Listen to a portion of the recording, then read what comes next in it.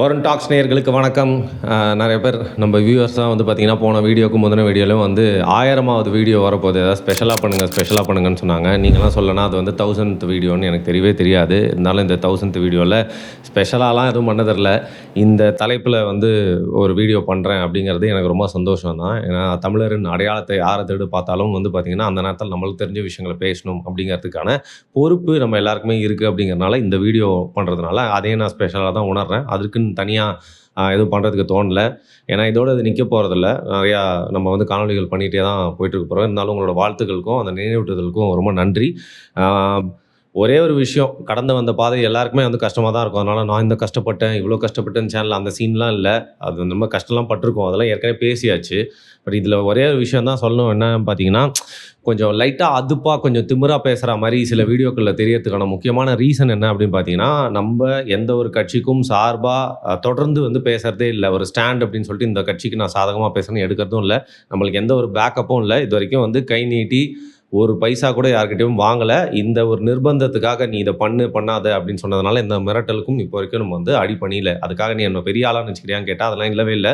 ஒரு சாதாரணமாக ரொம்ப கம்மி நம்பர்ஸ் ஆஃப் வியூஸ் போகிற சில மக்கள் மட்டுமே பார்க்கக்கூடிய சில பேரோட ஆதரவின் மூலியமாக ஓடிட்டுருக்க ஒரு சேனல், ஒரு சாதாரண யூடியூபர் தான். இருந்தாலும் நம்மளோட அந்த அதுப்பு திமிருக்கு காரணம் என்னன்னு பார்த்தீங்கன்னா, நான் சொன்ன ரீசன்ஸ்னால தான். இப்போ வரைக்கும் நம்ம வந்து மனசுக்கு படுறதை பேசிகிட்டே இருக்கோம். யாருக்குமே வந்து பார்த்திங்கன்னா பயந்து நம்ம வந்து பேசுகிற நிறுத்ததே இல்லை. அது போன ஆட்சியிலும் சரி, இந்த ஆட்சியிலும் தொடரும். ஏன் ஆட்சியை இழுக்கிறேன் அப்படின்னு பார்த்தீங்கன்னா, அதிகமாக நம்ம பொலிட்டிக்கல் வீடியோஸ் போட்டிருக்கோம். வேர்ல்டு நியூஸு, கரண்ட் அஃபேர்ஸு, சினிமாலாம் பற்றி நம்ம பேசினா கூட பாலிடிக்ஸ் பற்றி அதிகமாக பேசுகிறதுனால இந்த ஆட்சியிலும் அது வந்து பயப்படாமல் தொடரும். ஸோ வழக்கமான பழிகளை எவ்வளோ பேர் போட்டுகிட்டே இருந்தாலும் நம்ம தொடர்ந்து நம்மளோட வேலையை செய்வோம். அது சில பேர் அறிவு இருக்கவங்களுக்கு, உற்று நோக்கிட்டு இருக்கவங்க, நம்ம ரொம்ப ஃபாலோ பண்ணிருக்கவங்களுக்கு அது தெரியும். சரி, இதோட சுய புராணத்தை நிறுத்திடலாம். நம்மளுடைய முருகர் புராணத்துக்கு வந்துடலாம். புராணம் இல்லைங்க, ஐயோ அந்த வார்த்தை கூட வந்து பயன்படுத்தக்கூடாது. முருகரை பற்றி ஒரு படம் எடுக்க போகிறாங்க. இது பற்றி வந்து போன வருஷமே நம்ம வந்து பேசியிருந்தோம். போன கேலண்டர் இயர்லே இந்த மாதிரி வந்து முருகனை திருடும் தெலுங்கர்கள் அப்படின்னு சொல்லிட்டு இந்த படத்துக்கான பேச்சு நடந்துகிட்டே இருந்து. பட் அப்போ அல்லு அர்ஜுனை வச்சு எடுக்க போகிறாங்க அப்படிங்கிற மாதிரி டாக்ஸ் இருந்துச்சு. அதனால் அப்போ பேசியிருந்தோம். இப்போ வந்து ஜூனியர் என்டிஆர் வச்சு எடுக்க போகிறாங்க. திரிவிக்ரம் அப்படிங்கிற டேரக்டர் தான் பார்த்தீங்கன்னா டைரக்ட் பண்ண போகிறான்ற போஸ்டர் ரிலீஸ் ஆயிருந்துச்சு. ஒரு சூலத்துக்கு நடுவில் வேல் வர மாதிரி, அதில் டிஎன்ஏ வர மாதிரியான டிசைன்ஸ்லாம் இருந்துச்சு. அதில் வந்து பார்த்திங்கன்னா நார்த்தில் பிறந்து வேறு ஒரு இடத்துல வந்து சவுத்தை வந்து ரூல் பண்ணார் அப்படிங்கிற மாதிரி கேப்ஷன்ஸ்லாம் வந்து போட்டிருந்தாங்க. இதில் குறிப்பாக இதோட மேக்கர்ஸ்லேருந்து நம்ம வந்து ஆரம்பிக்கலாம். நம்மளுக்கு வந்து நிறைய விஷயங்களை பற்றி சொல்கிறதுக்கு இருக்குது. ஸோ நாகவம்சி அப்படிங்கிறவர் தான் அந்த படத்தை வந்து ப்ரொடியூஸ் பண்ணுறாரு. இவர் யாரும் பார்த்தீங்கன்னா கிங்டம் அப்படின்னு தமிழர்களுக்கு எதிராகவும் தமிழர்களோட சென்டிமெண்ட்ஸை வந்து காயப்படுத்துகிற மாதிரியும் தலைவர் வந்து அசிங்கப்படுத்துகிற மாதிரியும் வந்து பார்த்திங்கன்னா ஒரு படத்தை, அந்த பேர் என்னங்க, விஜய் தேவரக்கோட்டா அவர் வச்சு எடுத்தது மட்டும் இல்லாமல் அந்த படத்தில் வேணும்ட்டே எவ்வளோ பேர் இருந்தாலும் வில்லனுக்கு முருகன் அப்படின்னு பேர் வச்சு அழகு பார்த்தவன் தான் இந்த நாகவம்சி. ஸோ இவன் வந்து முருகரை பற்றி படம் எடுக்க போகிறான் அப்படின்னா வந்து பார்த்திங்கன்னா அதில் எந்த அளவுக்கு உண்மை இருக்கும் அப்படிங்கிறத பாருங்கள். ஸோ நிறைய பேர் சொல்லுவாங்க பாடி ஷேம் பண்ணக்கூடாதுன்னு சொல்லிட்டு. பாடி ஷேம்லாம் பண்ணல. பட் ஒரு கேரக்டர் அப்படின்னா பார்த்துக்குன்னா அதுக்கு உகந்தவராக தான் தேர்ந்தெடுத்து போடணும். இந்த ஜூனியர் என்டிஆரை எந்த சைடில் பார்த்தாலும் முருகன் அப்படிங்கிற மாதிரி ஞாபகமே வரல. முருகன் அப்படின்னு சொன்னால் ஓரளவுக்கு வந்து முக ஒற்றுமை, நம்ம இவரை தான் முருகனாக ஏற்றுப்போம் அப்படின்னு சொல்கிற மாதிரி எவ்வளோ ஆக்டர்ஸ் இருப்பாங்க. இருந்தும் வந்து பார்த்திங்கன்னா வந்து ஜூனியர் என்டிஆருக்கு தான் அந்த முருகன் ரோல் போகுது.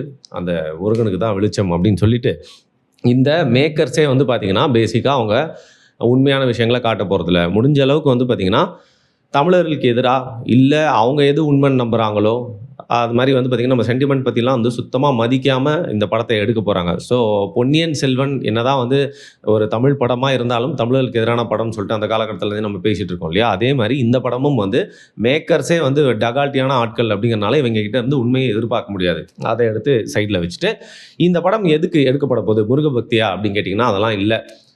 ஒரு சைட் பேன் இண்டியா அப்படின்னு பார்த்தீங்கன்னா வந்து பெருசாக படம் எடுத்தால் தான், நிறைய ஸ்டேட்ஸை கவர் பண்ணுற மாதிரி படம் எடுத்தால் தான் கல்லா கட்டலாம். இன்னொன்று வந்து பார்த்தீங்கன்னா ரிலீஜியஸ் சென்டிமெண்ட்ஸோட படம் எடுத்தால் நார்த்தில் நல்லா பார்ப்பாங்க. அது மட்டும் இல்லாமல் சவுத்துலேயும் பெயர் பெற்ற ஒரு கடவுளோட பேர் வச்சு எடுத்தோன்னா எல்லாருமே பார்த்துருவாங்க. அண்ட் அதையும் தாண்டி வந்து பார்த்திங்கன்னா இப்போ காந்தாரா போன்ற படங்கள்லாம் வந்து இந்த மாதிரி ரூட்ஸ் அண்ட் இந்த மாதிரி தெய்வம் நம்பிக்கைகள்லாம் வந்து வச்சு எடுத்து நல்லா ஓடிடுச்சு. அப்படிங்கிறனால கல்லா கட்டுறதுக்கு மட்டுமே வந்து பார்த்திங்கன்னா தமிழ் கடவுள் முருகனை எடுத்து ஒரு தெலுங்கு படம் எடுத்து அதற்கு வந்து பார்த்திங்கன்னா ஒரு பேன் இண்டியா சாயத்தை பூசி வந்து பெருசாக வந்து சில்லறையை பார்க்கலாம் அப்படிங்கிறது தான் இவங்களுடைய விருப்பம். யார் படம் எடுத்தாலும் பிஸ்னஸ் மோட்டிவ் தான் எடுப்பாங்க அப்படின்னாலும் இது வந்து ரொம்ப பிளான் பண்ணி மற்றவங்களோட சென்டிமெண்ட்ஸை மில்க் பண்ணி அதன் மூலியமாக வந்து ஒரு பேன் இண்டியா லாபம் பார்க்கறதுக்காக எடுக்கப்பட போகிற ஒரு படமாக தான் இது இருக்க போகுது. ஸோ அதனால் இதில் வந்து பார்த்திங்கன்னா நியாயம் அப்படிங்கிறத எதிர்பார்க்க முடியாது. அடுத்து நம்மளோட தெலுங்கர்களுக்கு வரலாம். தெலுங்கர்கள் அப்படிங்கிறவங்க உருவாகிறதுக்கான முக்கியமான ரீசனே வந்து பார்த்தீங்கன்னா, கொஞ்சம் கொஞ்சமா அவங்க பேசுகிற மொழி எந்த அளவுக்கு வந்து ஒரு மாற்றம் ஏற்படுறதுக்கு முக்கியமான காரணம் சமஸ்கிருதம் தான். அதை வந்து அவங்க முழுக்க முழுக்க தமிழ்லேருந்து அவங்க ஒரு வழித்தோன்றல் அப்படிங்கிறத ஏற்றுக்காம, சமஸ்கிருதத்தை வந்து பார்த்தீங்கன்னா, அப்பவுமே வந்து ஒரு உன்னதமான இடத்துல தான் வச்சு பார்த்துருக்காங்க. உதாரணத்துக்கு தெலுங்கா, சமஸ்கிருதமா அப்படின்னு கேட்டா வந்து கண்மூடித்தனமா வந்து பெரும்பான்மையான ஆந்திராக்காரங்களும், இல்ல தெலுங்கானால இருக்கவங்களும் வந்து பார்த்தீங்கன்னா, சமஸ்கிருதத்த தூக்கி பிடிக்கிறதுக்கு ரெடியா இருக்காங்க. அவங்களோட கல்ச்சர்லயே வந்து பார்த்தீங்கன்னா, சமஸ்கிருதத்துல தான் நம்ம வந்து வந்தோம். நம்ம வழி வந்து தோன்றல் வந்துச்சு. நம்ம மொழி வந்து தோன்றுச்சு. நம்மளோட சாமி எல்லாமே சமஸ்கிருதத்துல பேசினா தான் புரிஞ்சுப்பாங்க அப்படிங்கிறத அவங்களோட காம்ப்ளெக்ஸ்ல அவங்க நம்புறாங்க. அதனால தான் அந்த காலகட்டங்கள்லேருந்தே நீங்க பிளாக் அண்ட் ஒயிட் காலகட்டங்கள்லேருந்தே அவங்க எடுக்கக்கூடிய படங்கள் எல்லாத்துலயுமே வந்து பார்த்தீங்கன்னா, ஒரு நார்த் இண்டியன் வந்து தெய்வ நம்பிக்கைய பத்தி ஒரு படம் எடுத்தா என்னென்ன விஷயங்கள்லாம் வைப்பாங்களோ, என்ன மாரி கதையம்சம் இருக்குமோ, அது எல்லாத்தையும் தான் அவங்க வந்து பாராட்டியிருப்பாங்க. அந்த படங்களோட எக்ஸ்டென்ஷன்ல நம்ம தமிழ்ல பார்த்து வந்து பார்த்தீங்கன்னா, அதையும் நம்ம வந்து நம்ப ஆரம்பிச்சிட்டோம். ஸோ பேசிக்கலி அவங்க வந்து சமஸ்கிருதத்துக்கு அடிபணிந்தவர்கள் மட்டும் இல்லாம, அவங்க மொழியே வந்து சமஸ்கிருதத்துக்கு கூட கம்பேர் பண்ணா ரொம்ப கொஞ்சம் கம்மி தான் அப்படின்னு நினைக்கக்கூடியவங்க. ஸோ இன்னைக்கு வரைக்கும் ஒரு ரெசிஸ்டன்ஸ் சான்ஸ்கிரிட்க்கு மட்டும் இல்லாம, ஒரு ஆரிய நாகரிகத்துக்கு வந்து பார்த்தீங்கன்னா, இன்னைக்கு வரைக்கும் ரெசிஸ்ட் பண்ணிட்டு இருக்கிறது அப்படிங்கிறது தமிழ் மொழி மட்டும் இல்லாம தமிழர்கள் தான், தமிழ்நாடும் தான். அதுல மற்ற ஸ்டேட்ஸ் எல்லாமே எடுத்துக்கிட்டீங்கன்னா, அது கேரளாவா இருக்கட்டும், கர்நாடகாவா இருக்கட்டும், இதே ஆந்திராக்காரர்கள் என்ன ஒரு சென்டிமென்ட்ட பிலீவ் பண்றாங்களோ, அதே மாரி தான். ஸோ அந்த ஒரு வகையில வந்து பார்த்தீங்கன்னா, முருகரை மட்டும் இல்ல, எத வேணா நார்த்துக்கு விட்டு குடுக்கறதுக்கு ரெடியா இருப்பாங்க. ஸோ அந்த ஒரு பேசிஸ்லயுமே இந்த படத்த வந்து அவங்க நியாயமா எடுக்க போறதில்லை. நியாயமா அப்படிங்கிறத விட அவங்க உண்மை அப்படிங்கிறதே இந்த புராண கதைகள். குறிப்பா வந்து ஆரியர்கள், வடக்கர்கள் சொல்லக்கூடிய புராண கதைகள அவங்க கண்மூடித்தனமா நம்புறாங்க அப்படிங்கிறனால, அவங்க கிட்ட இருந்து இத மட்டும் தான் எதிர்பார்க்க முடியும். அதையும் தாண்டி இப்ப நம்ம ஊர்லயே நெறைய பேர் வந்து பார்த்தீங்கன்னா, இந்த கதைக்கு, இந்த கான்செப்ட்க்கு வந்து முட்டு குடுக்குறாங்க அப்படிங்கிறதுக்கான முக்கியமான ரீசன் நம்மளுக்கே எதிரா அவங்க ஏன் பேசுறாங்க அப்படின்னு பார்த்தீங்கன்னா, இந்து மத நம்பிக்கைகள்ல பெரும்பான்மையானது வந்து ஆரியர்கள் சொல்லக்கூடிய புராண கதைகள்லேருந்து உண்டான நம்பிக்கைய நெறைய பேர் நம்ப ஆரம்பிச்சுட்டாங்க. அது வந்து பார்த்தீங்கன்னா வந்து ஒரு குறிப்பிட்ட சமூகத்தினர் எடுத்துட்டு வந்து திணிச்சது மட்டும் இல்லாம, படங்கள் பார்த்து நெறைய பேர் நம்ப ஆரம்பிச்சது. உதாரணத்துக்கு திருவிளையாடல் படத்த பார்த்து அதான் சிவனுடைய கதை அப்படின்னு சொல்லிட்டு நெறைய பேர் நம்பிட்டு இருக்காங்கல்ல. அதே மாரி திரைப்படங்கள பார்த்தே வந்து நம்புறது அப்படிங்கிறது முக்கியமான காரணமா இருந்தாலும், ஹிஸ்டாரிக்கலி வந்து பார்த்தீங்கன்னா, விஜயநகர பேரரசு அவங்க வந்து டாமினன்ட்டா பல 100 வருஷங்கள் இங்க ஆண்டபோது என்ன ஆச்சு அப்படின்னு பார்த்தீங்கன்னா, நம்மளோட தமிழ் மொழி எந்த அளவுக்கு திருப்பி அடைஞ்சுச்சோ, அதே மாரி நம்மளோட வழிபாட்டு முறைகள்ல வந்து நெறைய இந்த ஆந்திராலேருந்து விஜயநகர் இன்ஃப்ளூயன்ஸ் வந்து இறங்குனதுனால, நான் ஏற்கனவே சொன்ன மாரி அவங்க வந்து பார்த்தீங்கன்னா, நார்த்ல இருக்கிறத நம்புறாங்க. சான்ஸ்கிரிட்க்கு ரொம்ப லீனியன்ட்டா இருக்காங்க அப்படிங்கிறதுனால வந்து பார்த்தீங்கன்னா, இந்த வழிபாட்டு முறைகள் நம்ம முன்னோர்கள் கட்டின நம்ம தமிழ் கோயில்கள்லயே வந்து பார்த்தீங்கன்னா புகுத்தப்பட்டுச்சு. போக போக வந்து பார்த்தீங்கன்னா, அந்த ஆண்டவர்கள் நம்ம ஆளுனதுனால வந்து பார்த்தீங்கன்னா, நம்மள அடக்கி வச்சு இந்த வழிபாட்டு முறைகள திணிச்சது மட்டும் இல்லாம, என்னவோ நம்ம மேலேயே நம்மளுக்கு ஒரு இன்ஃபீரியாரிட்டி காம்ப்ளெக்ஸ் அப்படிங்கிறத ஏற்படுத்திட்டு போயிட்டாங்க. அது காலப்போக்குல என்ன ஆச்சு, இந்த வழியில சாமி கும்பிடுறது தான் கரெக்ட்டு. அவங்க விட்டு போன முறையே நம்மளே வந்து ஃபாலோ பண்ணிக்கலாம். அதுதான் ரொம்ப நல்லா இருக்கு. ஆஸ்பீசியஸா இருக்கு அப்படின்னு சொல்லிட்டு, நம்மளுடைய மண்ணின் மைந்தர்களான தமிழர்களும் அத வந்து ஃபாலோ பண்ண ஆரம்பிச்சுட்டாங்க. அது அவங்களுக்கு இந்த மாரி கட்டுக்கதைகள குறிப்பா வந்து பார்த்தீங்கன்னா, தமிழ் கடவுள் முருகன் நார்த்ல தான் பொறந்தாரு. அது எப்படி நீங்க தமிழ் கடவுள் முருகன் சொல்றீங்க? இப்ப ஆந்திராக்காரங்கலாம் என்ன வந்து கிருஷ்ணர சொந்தம் கொண்டாடுறாங்களா? இல்ல பாலாஜிய சொந்தம் கொண்டாடுறாங்களா? கர்நாடகர்ல அனுமன சொந்தம் கொண்டாடுறாங்களா? ஐயப்பன் வந்து எங்களுக்கு தான் வந்து மலையாளத்த ஆளுங்க சொல்றாங்களா? ஜெகநாதர் எங்களுக்கு தான் சொல்லிட்டு ஒரிசாக்காரங்க சொல்றாங்களா? விநாயகர நாங்க மட்டும் தான் கும்பிடுவோம்னு மகாராஷ்டிராக்காரங்க சொல்றாங்களான்ற கேள்வி கேட்குறாங்க. ஸோ இது எல்லாத்துக்குமே முக்கியமான காரணம் என்னன்னா, நம்ம விஷயத்த எடுத்துட்டு போயிட்டு, அவங்க ஒரு கட்டுக்கதைய கெளப்பி, அத நம்மளே நம்ப வச்சதுனால, அவங்க சொல்றது தான் உண்மை அப்படின்னு நம்ம ஆட்களே பாதி பேர் நம்புறாங்க அப்படிங்கிறது தான் இதுல ஒரு பிரச்சனைக்குரிய விஷயமா இருக்கு. ஸோ அதையும் தாண்டி வந்து பார்த்தீங்கன்னா, முருகர் யாரு? அதற்கு வந்து ஒரு பெரிய வீடியோ, அதில வந்து ஒரு பாட்காஸ்ட்ல நிஜமாவே வந்து பார்த்தீங்கன்னா, ஒரு எக்ஸ்பர்ட்டையோ இத பத்தி ரொம்ப நாள் ஆராய்ச்சி பண்ணிட்டு இருக்கவங்க, இத பத்தி நெறைய தெரிஞ்சவங்கள கூப்பிட்டு பேசுறது நியாயமா இருக்கும். பட் இருந்தாலும் ஒரே ஒரு பாயிண்ட்ட மட்டும் நான் டச் பண்ண விரும்பல. முருகர் வந்து நார்த்ல தான் பொறந்தாரு அப்படிங்கிறத இந்த படத்தோடைய போஸ்டர் மூலியமா மட்டும் இல்லாம, இந்த படத்து மூலியமாவும் நிறுவ பார்க்குறாங்க. அதுக்கு முக்கியமான காரணம் புராண கதைகள் தான். ஆனா, எப்பவுமே டாக்குமெண்ட்ஸ் எப்பவுமே வந்து பார்த்தீங்கன்னா, நம்மளுடைய சங்கம், லிட்ரேச்சர் இந்த மாரி விஷயங்கள்லாம் எடுத்து பார்த்தீங்க அப்படின்னா, இப்போ வந்து வடக்கர்கள் ஆரியர்கள் சொல்லக்கூடிய ஒரு முக்கியமான விஷயம் முருகரை பத்தி சொல்லணும்னா, கந்த புராணத்த எடுத்துட்டு வந்துருவாங்க. பட் கந்த புராணத்தோட வந்து பார்த்தீங்கன்னா, திருமுருகாற்றுப்படை மட்டும் இல்லாம, இன்னும் பல இலக்கியங்கள்ல முருகர வந்து பார்த்தீங்கன்னா, டைரக்ட்டா இல்லாம இன்டைரக்ட்டா நெறைய இடங்கள்ல குறிப்பிட்டிருக்காங்க. ஸோ வழிபாட்டு தோன்றலா இருந்தாலும் சரி, அவர இன்னைக்கு வரைக்கும் தூக்கி பிடிச்சிருக்கிறதா இருந்தாலும் சரி, தமிழ்நாட்டு மக்கள் தான் வந்து பார்த்தீங்கன்னா, இன்னைக்கு வரைக்கும் முருகர் அப்படின்னா தமிழ் கடவுள் அப்படின்னு உடனே ஞாபகம் வரா மாரி, தங்களோட வாழ்க்கையில ஒரு பகுதியா இணைச்சிட்டு இருக்கிறது தமிழக மக்கள் தான்.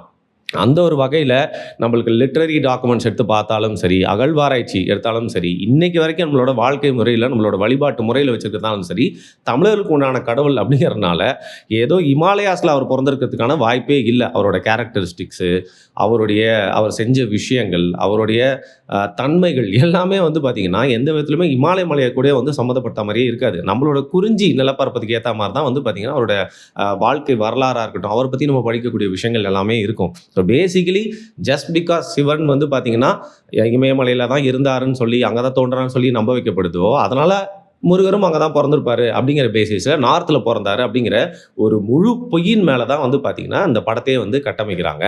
இன்றைக்கி இருக்க சூழ்நிலையில் ஜென்சி கிட்ஸாக இருக்கட்டும், அதுக்கப்புறம் வர ஆல்ஃபா ஜென்ரேஷனாக இருக்கட்டும், எல்லாருமே வந்து வரலாற்றை படித்து தெரிஞ்சுக்கிறாங்களோ இல்லையோ, ரீல்ஸில் பார்த்தா புரிஞ்சுப்பாங்க. அந்த ரீல்ஸே வந்து பார்த்திங்கன்னா ஒரு படத்துலேருந்து வந்த சீனாக இருந்தால் அதான் வரலாறுன்னு நம்பக்கூடிய ஒரு கடினமான காலகட்டத்தில் இருக்கும். அப்படிங்கிறதுனால இந்த படம் நிறையா வரலாற்று திருப்புகளை, அது மட்டும் இல்லை நம்பிக்கை திருப்புகளை பண்ண போகுது. அப்படிங்கிறதுனால இந்த படம் வரதுக்கு முன்னாடி இதை பற்றி நம்ம உண்மைகளை பேசி விளக்குறது முக்கியம். அப்படிங்கிறதுனால வந்து பார்த்தீங்கன்னா இந்த விஷயங்கள்லாம் நான் வந்து சொன்னேன். ஸோ நீங்கள் எந்த ஆதாரங்களை எடுத்தீங்கனாலும், ஏன் ஒருத்தங்களை யார் சொந்தம் கொண்டாடுவாங்க, யார் பெருமையாக வச்சுப்பாங்க, அவங்க கூட நிஜமாக யார் சம்மந்தப்பட்டிருக்காங்களோ அவங்க தானே. ஸோ இன்றைக்கி வரைக்கும் வழிபாட்டு முறைகள் மட்டும் இல்லாமல் 6 கான்டினென்ட்ஸில் 150க்கும் மேற்பட்ட முருகர் கோயில்களில் யார் போய் கட்டியிருக்கான்னு பார்த்தீங்கன்னா முழுக்க முழுக்க நம்ம தமிழர்களாக தான் இருப்பாங்க. ஸோ அது ரத்தத்திலே ஊறி இருக்கணும். உண்மையாகவே வந்து பார்த்திங்கன்னா நம்மளோட ரூட்ஸில் இருக்கணும். அப்போனா மட்டும்தான் போயிட்டு பல இடங்களில் ஒரு கோயிலை கட்டி சாமியாகவும் கும்பிட முடியும். இப்போ நம்ம ஊரில் இந்தியர்கள், மற்ற மொழி பேசுகிறவங்களும் வெளிநாட்டில் போய் நிறையா கோயில்கள்லாம் கட்டியிருக்காங்க. பட் எந்த டெய்ட்டிக்கு, எந்த கடவுளுக்கு கோயில் கட்டியிருக்காங்கன்னு பாருங்கள். யாராவது முருகருக்கான கோயிலை கட்டியிருக்காங்களா அப்படிங்கிறத பார்த்து நீங்களே வந்து புரிஞ்சுக்கோங்க. இந்த மாதிரி நிறைய விஷயங்கள் சொல்லிட்டே போகலாம். என்ன பண்ணுறது, உண்மையை சொல்ல சொல்ல சில பேருக்கு வந்து ரொம்ப வலிக்கும். அதுவும் குறிப்பாக நம்ம தமிழ்நாட்டில் இருக்க ஒரு கூட்டத்துக்கு மட்டும் ரொம்ப வலிக்கும். ஏன்னா அவங்க இந்த புராணங்களை வச்சு தான் பார்த்தீங்கன்னா வந்து ஒரு கேமே விளையாடிட்டு இருக்காங்க அப்படிங்கிறது ஒரு முக்கியமான தகவல். இல்லை தமிழர்களோட தவறு அப்படின்னு ஒன்று இருக்குது. தமிழர்களோட தவறு ஒன்று அப்படிங்கிறது ஏற்கனவே நான் சொன்ன மாதிரி அந்த புராண கலைகள் நம்புறது, விஜயநகர பேரரசு விட்டுட்டு போன அந்த முறைமைகளை இன்னைக்கு வரைக்கும் ஃபாலோ பண்ணுறது, இன்ஃபெரிட்டி காம்ப்ளெக்ஸ், இது மாதிரி மட்டும் இல்லாமல் தமிழ் திரை உலகத்துக்கு வந்து பார்த்திங்கன்னா ஒரு முக்கிய பங்கு இருக்குது அப்படின்னு சொல்லலாம். கதை பஞ்சம் அப்படிங்கிறது இன்றைக்கி வரக்கூடிய படங்களை நம்மளுக்கு பார்த்தாலே தெரியுது. மலையாளத்தில் இருக்க அந்த ஸ்டோரி டெல்லிங் அதை பார்த்து நம்ம வந்து மெய் செலுத்து போயிட்டுருக்கோம். கன்னடாவில் இப்போ அந்த மேக்கிங் அதை பார்த்து மெய் செலுத்து போயிட்டுருக்கோம். தெலுங்கு படத்தில் இருக்கக்கூடிய பிரம்மாண்டங்கள், அதாவது காமெடி பிரம்மாண்டங்களில் சில விஷயங்கள்லாம் ஒர்க் அவுட் ஆகலாம். அதெல்லாம் பார்த்து பாடுறா மேக்கிங்லாம் எப்படி இருக்குது அப்படின்னு சொல்லிட்டு பாகுபலியெல்லாம் நம்ம கொண்டாடணும்ல. தமிழில் என்ன பிரச்சனை அப்படின்னு பார்த்தீங்கன்னா, இங்கே இருக்கக்கூடிய ஒரு குழப்பமான அரசியல் சூழ்நிலை, தவறான நம்பிக்கையின் மூலியமாக வந்து நம்ம தமிழ் பெருமைகள், நம்மளுடைய முன்னோர்கள், நம்மளுடைய கடவுள்கள் எல்லாத்தையும் வந்து பார்த்திங்கன்னா இது எங்களுதில்லைன்னு சொல்லிட்டு பகுத்தறிவு பேசுகிறேன்ற ஒரு எக்ஸ்ட்ரீமுக்கு போயிட்டு மற்ற மொழி இனத்தவருக்கும் மற்றவங்களுக்கும் நம்ம தாரவாத்து கொடுக்கறதுனால அவங்களுக்குலாம் ஒரு ஹிஸ்ட்ரி அடையாளம் இல்லை அப்படிங்கிறதுனால, ஓ நீங்கள் கீழே போட்டிங்களா, அண்ணன் எடுத்துக்கிறேன் அப்படிங்கிற மாதிரி அவங்க எடுத்து அவங்க இஷ்டத்துக்கு கதையை பரப்பிட்டு இருக்காங்க. அப்படி நம்ம தமிழில் வந்து பார்த்திங்கன்னா கஷ்டப்பட்டு ஏதாவது ஒரு ப்ரொடியூசரை பிடிக்க முடியாதா என்ன? வியாபாரம்னா எல்லாரும் தான் வரப்போகிறாங்க. அது மட்டும் இல்லாமல் பேன் இண்டியன் மூவியா தமிழ்லேருந்து ஒரு படத்தை எடுங்க. முருகரை தமிழ் கடவுள் அப்படிங்கிறத நம்புகிற நிறைய கிரியேட்டர்ஸ் இதற்கான சூப்பரான ஒரு கதையை எழுதி ரொம்ப பிரம்மாண்டமாக வந்து எடுக்க போகிறீங்க அப்படின்னா, அது வியாபார ரீதியாகவும் வந்து பார்த்திங்கன்னா நம்ம தமிழ் ரூட்ஸோடு எடுக்கிறப்போ அந்த ப்ராடக்ட் நல்லா இருக்கும் அப்படிங்கிற பட்சத்தில் அதை யாருமே வாங்கிக்காமலாம் இருந்திருக்க போகிறாங்க. அது வந்து பார்த்திங்கன்னா எல்லா ஆடியன்ஸுமே பார்த்து கொண்டாடக்கூடிய ஒரு படமாக இருந்திருக்கும். இவ்வளோ நாள் நம்மக்கிட்ட இருந்த ஸ்டோரிஸ் தான் எடுத்துகிட்டு வந்து பார்த்திங்கன்னா பக்கத்து ஸ்டேட்டில் நிறைய பேர் வந்து இந்த காந்தாராவோட ரூட்ஸ்லாம் கூட வந்து பார்த்திங்கன்னா தமிழ்லேருந்து போனது தான் அப்படின்னு சொல்கிறாங்க. அப்படி இருக்கிறப்போ வந்து நம்ம இன்றைக்கி வரைக்கும் நம்மளுடைய தமிழ் முருகனை பற்றி, தமிழ் கடவுள் முருகனை பற்றி ஏன் ஒரு படமே எடுக்கலை?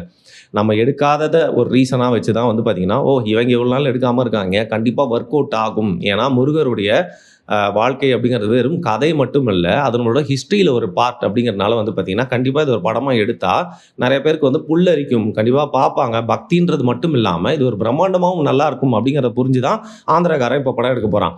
நம்ம தமிழ் கிரியேட்டர்ஸ் எவ்வளவோ படங்கள் எடுக்கிறாங்க. இன்றைக்கி இருக்கிற மாடர்ன் சொல்யூஷன்ஸ் காமிக்கிறேன்னு சொல்லிட்டு வந்து பார்த்திங்கன்னா இருக்கிற லவ், கல்யாணத்தை பற்றி குழப்பி விட்டு, ரிலேஷன்ஷிப்பை குழப்பி விட்டு எவ்வளோ விஷயங்கள் படமாக எடுத்துகிட்டு இருக்காங்க. திருப்பியும் வந்து பேக் டு ரூட்ஸ்க்கு போயிட்டு ஒரு சக்ஸஸ் ஃபார்முலாவை வந்து கிரியேட் பண்ணால் அதை பார்த்து இன்னும் நிறைய பேர் பண்ணுவாங்கள்ல. ஸோ தமிழர்கள்கிட்ட இருக்க, தமிழ் இண்டஸ்ட்ரியில் தமிழ் கிரியேட்டர்ஸ் கிட்ட இருக்கிற ஒரு பெரிய தப்பு வந்து பார்த்திங்கன்னா முருகரை பற்றி இன்றைக்கி வரைக்கும் நம்ம ஒரு படத்தை எடுக்க ட்ரை பண்ணாமல் இருக்கிறது தான்.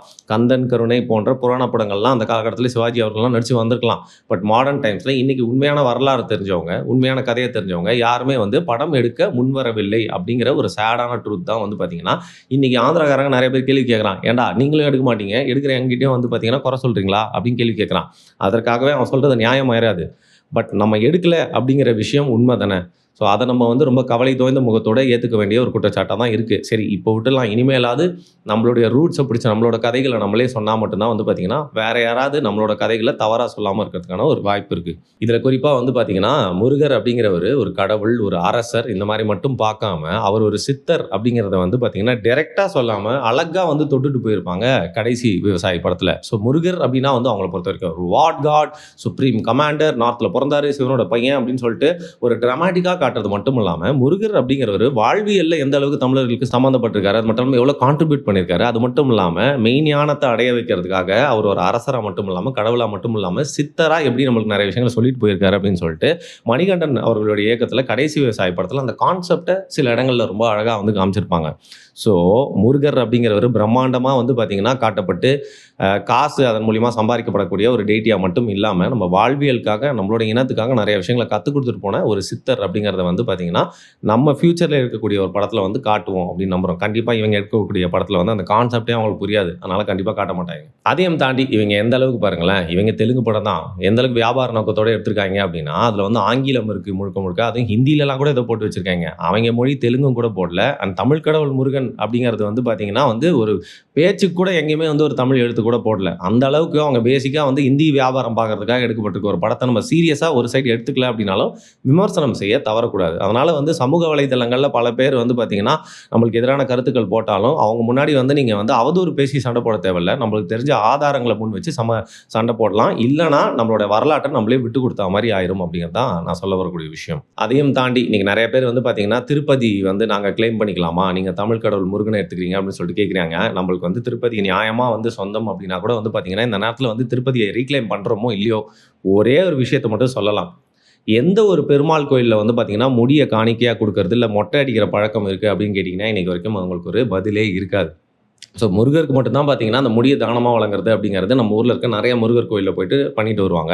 அது ஏன் மட்டும் திருப்பதி பாலாஜி டெம்பிளில் மட்டும் பண்ணுறாங்க அப்படின்னு பார்த்திங்கன்னா அதுக்கு முன்னாடி அது ஒரு முருகரை வழிபடக்கூடிய ஒரு வழிபாட்டு தலமாக இருந்துச்சு அப்படிங்கிறது மட்டும் இல்லாமல் முடி அப்படிங்கிறது காணிக்கை இல்லை. ஸோ பேசிக்கலி வந்து பார்த்திங்கன்னா சித்த நிலையில் அந்த முடியை மழிக்கிறது அப்படிங்கிறது பார்த்திங்கன்னா அதுவும் ஒரு ஒரு ஒரு மரியாதை செலுத்துகிற மாதிரியான விஷயம். ஸோ பேசிக்கலி வந்து காவடி எடுத்துகிட்டு நீங்கள் போய் முருகனை பார்க்குறீங்க, முடி காணிக்கை செலுத்திட்டு வரீங்க அப்படின்னா நீங்கள் சம்சாரியாக இருந்தாலும், அதாவது சாதாரணமாக ஒரு ஃபேமிலி பர்சனாக இருந்தாலும் இந்த சித்தர் வாழ்வியலை லைட்டாக போயிட்டு தொட்டுட்டு வரீங்க, உங்களோட வாழ்க்கையில் இன்னொரு ஒரு அங்கமாக அதுவும் இருக்குது அப்படிங்கிறத போயிட்டு ஒவ்வொரு வாட்டியும் ஒரு ஷாவ்லின் டெம்பிளுக்கு போயிட்டு வரா மாதிரி முருகரை வந்து வழிபடுறதுக்கு போயிட்டு முடியை காணிக்கையாக செலுத்திட்டு வர்றது அப்படிங்கிற முறை வந்து பார்த்திங்கன்னா முருகர் கோயில்களை தாண்டி இன்றைக்கி இருக்கிற ஒரே இடம் அப்படிங்கிறது வந்து திருப்பதி பாலாஜி டெம்பிள் தான். ஸோ இந்த மாதிரி நிறைய விஷயங்கள் வந்து நம்ம தோண்டி தோண்டி எடுத்து சொல்லணும்னு அவசியம் இல்லை. அவங்க தோண்டி பார்த்தா உண்மைகள் என்னன்னு சொல்லிட்டு அவங்களுக்கு தெரியும். பட் உண்மையை என்றைக்குமே அவங்க வந்து ஏற்றுக்க போகிறதில்ல, அவதூறுகளை மட்டுமே பரப்புவாங்க. அது மட்டும் இல்லாமல் நம்மளோட அடையாளங்கள் வந்து பறிப்பாங்க. அப்படிங்கிறதுனால சரியான முறையில் தரவுகளோட வந்து உண்மையை சொல்ல வேண்டிய கடமை நம்மளுக்கு இருக்குது. அப்படிங்கிறதுனால இந்த படம் மேக்கிங்கில் இருக்கிறப்போ, டீசர் வர்றப்போ, ட்ரெய்லர் வர்றப்போ, படம் வந்ததுக்கு அப்புறமும் இந்த படத்தை பற்றி நம்ம